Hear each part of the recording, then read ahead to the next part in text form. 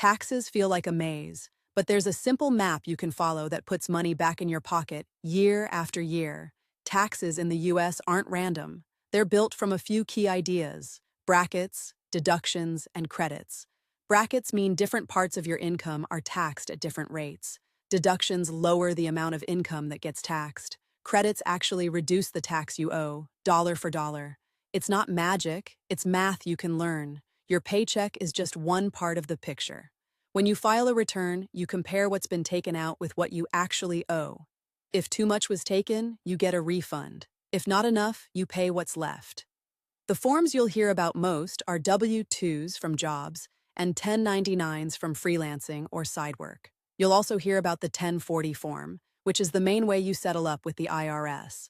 Most beginners use the standard deduction. It's a fixed amount that reduces your taxable income. You don't have to itemize every receipt to get this break. Credits work differently.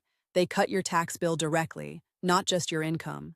Think of credits as real money you can keep, like a coupon for your taxes. Here's a simple, repeatable plan you can start this year to win at taxes and money management at the same time. First, check your withholding. Your W-4 tells your employer how much to take out of each paycheck. If you get a big refund every year, you might be lending money to the government interest-free. If you owe every April, you're not using your money efficiently.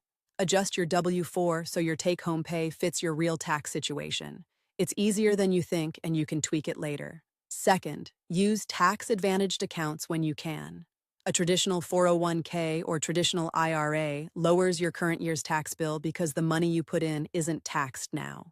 The money grows tax-deferred, and you pay taxes when you take it out in retirement. A Roth account, on the other hand, doesn't lower your current bill, but it grows tax-free, and you don't pay taxes on qualified withdrawals later. If your employer offers a match on a 401k, contribute at least enough to get the full match. That's free money and a guaranteed return. Third, think about investments with taxes in mind. In a normal brokerage account, long-term capital gains, investments you hold more than a year, are taxed at a lower rate than short-term gains. If you're just starting out, aim to hold solid investments for more than a year to keep more of your money working for you. If you do sell at a loss, you can use that loss to offset gains and lower your tax bill in the same year or carry it forward. Fourth, learn the difference between deductions and credits and what might apply to you. The standard deduction covers most basics for many people. If you have specific expenses like student loan interest, education costs, or healthcare savings that aren't fully captured by the standard deduction, you might benefit from itemizing. But don't itemize just for the sake of it. Compare totals and see which is larger. And look for credits you may qualify for, such as education credits, the child tax credit, or other targeted relief programs. Credits reduce your tax bill directly, which can be more valuable than deductions sometimes. Fifth, keep good records throughout the year. Save receipts for deductions you think you might claim and keep track of charitable contributions. Being organized makes filing easier and can unlock credits or deductions you wouldn't want to miss. A simple monthly check-in with your numbers beats a frantic rush at tax time. Sixth, plan ahead for capital gains and losses. If you own a taxable investment, consider your holding period and your tax bracket. A little forward planning can mean you pay less tax or keep more of your gains. If you have losses, you can use them to offset gains, and in some cases, you can offset a bit of ordinary income. Seventh, get help if your situation isn't simple. If you're juggling multiple jobs, self-employment income, investments, and education credits, a tax software package or a quick chat with a tax pro can save time and money. The goal isn't to be perfect, but to stay informed and avoid costly mistakes.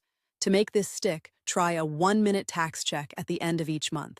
Review what you spent, what you earned, and what actions you took, contributing to a retirement account, adjusting withholdings, or tracking a deductible expense. Small, regular habits add up to bigger savings over time. If you found this clear and practical, hit like and subscribe so you don't miss the next breakdown in this beginner series.